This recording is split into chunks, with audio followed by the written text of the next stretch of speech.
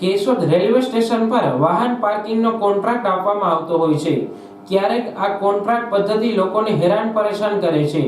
અનેક વખત મુસાફરો પોતાનું વાહન પાર્ક કરવા આવે છે ત્યારે ત્યાં બેઠેલો માણસ પોતાની મનમાની ચલાવે છે તેવી અનેક ફરિયાદો શહેરમાં ઉઠવા પામી છે। અપડાઉન કરતા મુસાફરો પણ પોતાનું વાહન અહીં પાર્ક કરતા હોય છે, તેઓ પણ પરેશાની ભોગવી રહ્યા છે। 2 દિવસ પહેલા પ્રાચીના સીમાડાના ખોડિયાર માતાજીના મહંત અહીં કેશોદ રેલવે સ્ટેશન પર પોતાનું 2 વ્હીલ નંબર 1444 વાળું બાઇક પાર્ક કરવા આવેલા, પરંતુ પાર્કિંગ વાળો માણસ હાજર ન હોવાથી 30 મિનિટ રાહ જોયા પછી ટ્રેન આવવાનો સમય થતા ત્યાં પાર્કિંગની ઝાડ નીચે પોતાનું બાઇક પાર્ક કરી ટ્રેન આવતા પોતે ટ્રેનમાં રવાના થયા હતા।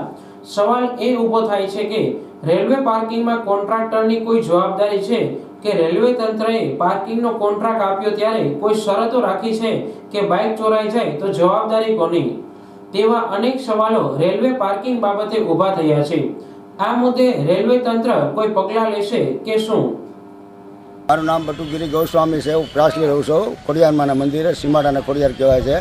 આ રેલવે સ્ટેશને આવ્યો છું, મારી રેલવેનો ટાઈમ થઈ ગયો છે, રેલવેની તૈયારી છે, પૈસા દઈને ગાડી અહીં જમા કરાવવાની છે, ત્યાં કોઈ વ્યક્તિ છે નહીં જમા કરનાર। હવે ગાડી હું અહીંયા મૂકું છું પીપળાના ઝાડ નીચે, શું કરું?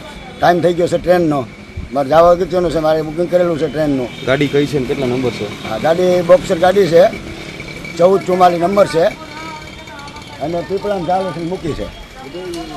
પાર્કિંગ વાળા કોઈ છે કે પાર્કિંગ વાળા કોઈ છે નહીં હાજર। કેટલી સમયથી રાહ જોઉં છું? હું માનો કે છેલ્લા 20 મિનિટથી તો રાહ જોઉં છું।